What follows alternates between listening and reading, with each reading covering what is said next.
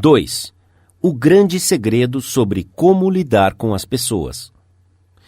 Só há uma forma debaixo do céu para conseguir que alguém faça algo. Você já parou para pensar nisso? Sim, apenas uma forma. E isso é fazer a outra pessoa querer fazer isso. Lembre-se, não há outra forma. É claro, você pode fazer alguém te dar o seu relógio apontando uma arma em suas costas. Você pode fazer os seus funcionários cooperarem, até você virar as costas, ameaçando-os com a demissão.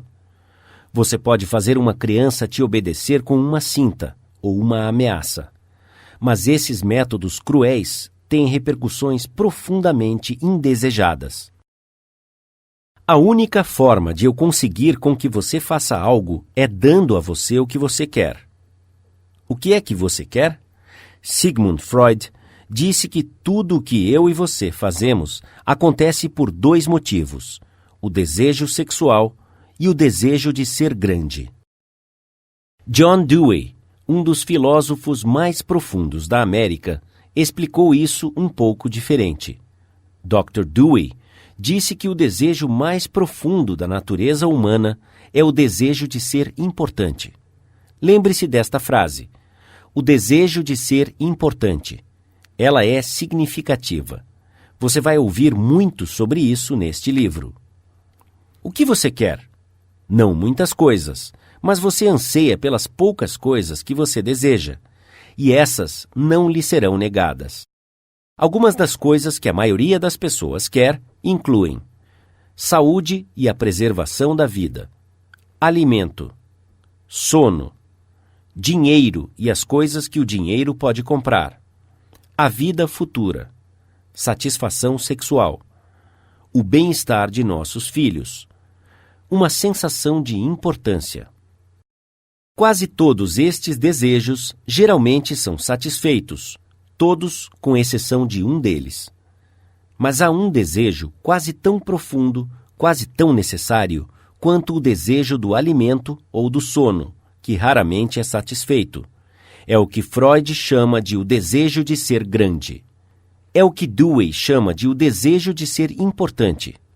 Certa vez, Lincoln iniciou uma carta dizendo: todos gostam de ser elogiados. William James disse: o princípio mais profundo da natureza humana é o anseio de ser apreciado. Veja bem, ele não falou do desejo, vontade ou aspiração de ser apreciado. Ele falou o anseio de ser apreciado. Aqui está uma fome humana persistente e resoluta, e o indivíduo que genuinamente satisfaz esse coração faminto terá as pessoas na palma de sua mão, e até o subordinado sentirá a sua falta quando ele morrer. O desejo de se sentir importante é uma das principais diferenças que distinguem os humanos dos animais.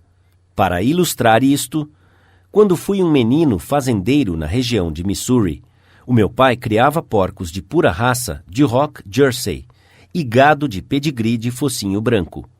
Nós participávamos de feiras e exposições de criadores, expondo nossos porcos e gado de focinho branco em todo o centro-oeste.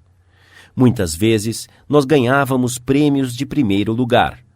O meu pai prendia as fitas azuis de campeão em um pedaço de musselina branca, e quando os amigos ou convidados vinham à nossa casa, ele pegava o pedaço de musselina. Ele segurava em uma extremidade e eu na outra, enquanto ele exibia as fitas azuis. Os porcos não se importavam com as fitas que ganhavam, mas o meu pai sim. Esses prêmios davam-lhe um sentimento de muita importância. Se os nossos antepassados não tivessem esse desejo vivo de se sentirem importantes, a civilização teria sido impossível. Sem ele, seríamos praticamente como os animais. Foi esse desejo de se sentir importante que levou um assistente de mercado, pobre e sem instrução, a estudar alguns livros de direito que encontrara no fundo de um baú de objetos descartados que ele havia comprado por 50 centavos de dólar. Eu acho que você já ouviu falar desse assistente de mercado. O seu nome era Lincoln. Foi esse desejo de se sentir importante que inspirou Charles Dickens a escrever os seus romances imortais. Esse desejo inspirou Sir Christopher Wren a gravar as suas sinfonias em pedra. Esse desejo fez Rockefeller juntar milhões de dólares que ele nunca gastou. E esse mesmo desejo faz com que a família mais rica de sua cidade construa uma casa muito maior do que ela precisa. Esse desejo faz você usar as roupas da última moda, dirigir os carros de lançamento e falar de seus filhos inteligentes. É esse desejo que leva muitos rapazes e moças a participar de gangues e de atividades criminosas. A média dos jovens criminosos, de acordo com E.P. Mulrooney, antigo comissário da polícia de Nova York, está cheia de ego, e o seu primeiro pedido após serem presos é que os jornais sensacionalistas os façam de heróis. A sensação desagradável de cumprir a sentença na prisão parece remota, contanto que possam sentir-se orgulhosos do fato de que estão aparecendo no espaço ao lado de fotos de desportistas famosos, astros de cinema, artistas de televisão e políticos. Se você me contar o que faz você se sentir importante, eu te direi quem você é. Isso é o que determina o seu caráter. Essa é a coisa mais significativa sobre você.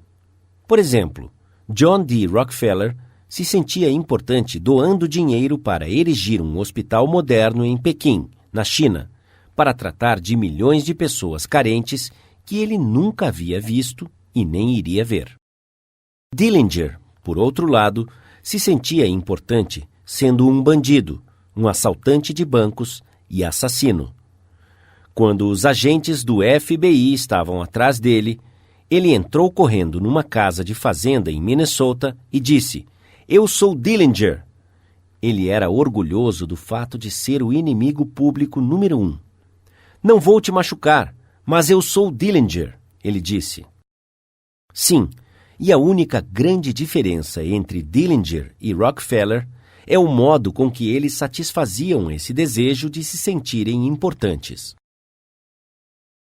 A história está cheia de exemplos engraçados de pessoas se esforçando para se sentirem importantes. Até George Washington queria ser chamado de Sua Majestade, o presidente dos Estados Unidos. E Colombo pleiteou o título de Almirante do Oceano e Vice-Rei da Índia. Catarina, a Grande, recusou-se a abrir cartas que não estivessem endereçadas à Sua Majestade Imperial. E a Sra. Lincoln, na Casa Branca, virou-se para a Sra. Grant como uma tigresa e gritou: "Como ousa se sentar na minha presença sem que eu tenha te convidado?" Os nossos milionários ajudaram a financiar a expedição do almirante Byrd à Antártica em 1928, com o entendimento de que as grandes montanhas de gelo seriam batizadas com os seus nomes. E Victor Hugo aspirou a nada menos do que ter a cidade de Paris renomeada em sua honra. Até Shakespeare, o grande entre os poderosos, tentou aumentar o Fausto de seu nome, buscando um brasão para a sua família. Às vezes, as pessoas se tornam inválidas para conquistar a solidariedade e atenção, para se sentirem importantes. Por exemplo, a senhora McKinley. Ela se sentia importante quando ela forçava o seu marido, o presidente dos Estados Unidos, a negligenciar assuntos importantes do Estado, enquanto ele deitava na cama ao seu lado, abraçando-a e ninando-a para dormir. Ela alimentou o seu desejo persistente por atenção, insistindo que ele permanecesse ao seu lado, enquanto tratava os dentes e, certa vez, criou um caso quando ele a deixou no dentista sozinha para comparecer ao seu compromisso com John Hay, o seu secretário de Estado. Certo dia, a escritora Mary Roberts Rinehart me contou sobre uma jovem brilhante e vigorosa que havia se tornado uma inválida para que se sentisse importante. Um dia, disse a senhora Rinehart, esta senhora foi obrigada a enfrentar algo talvez a sua idade.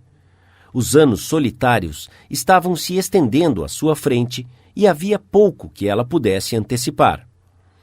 Ela ficou acamada, e por 10 anos a sua velha mãe subiu e desceu ao 3º andar, carregando bandejas e cuidando dela. Então, um dia, a velha mãe, cansada de tanto trabalhar, deitou-se e faleceu. Por algumas semanas, a inválida ficou abandonada. Então, ela levantou-se, vestiu-se e voltou às suas atividades normais. Algumas autoridades declaram que as pessoas podem realmente ficar insanas para tentar encontrar no mundo de fantasia da insanidade o sentimento de importância que lhe foi negado no mundo duro da realidade. Há mais pacientes sofrendo de doenças mentais nos Estados Unidos do que todas as outras doenças combinadas. Qual é a causa dessa insanidade?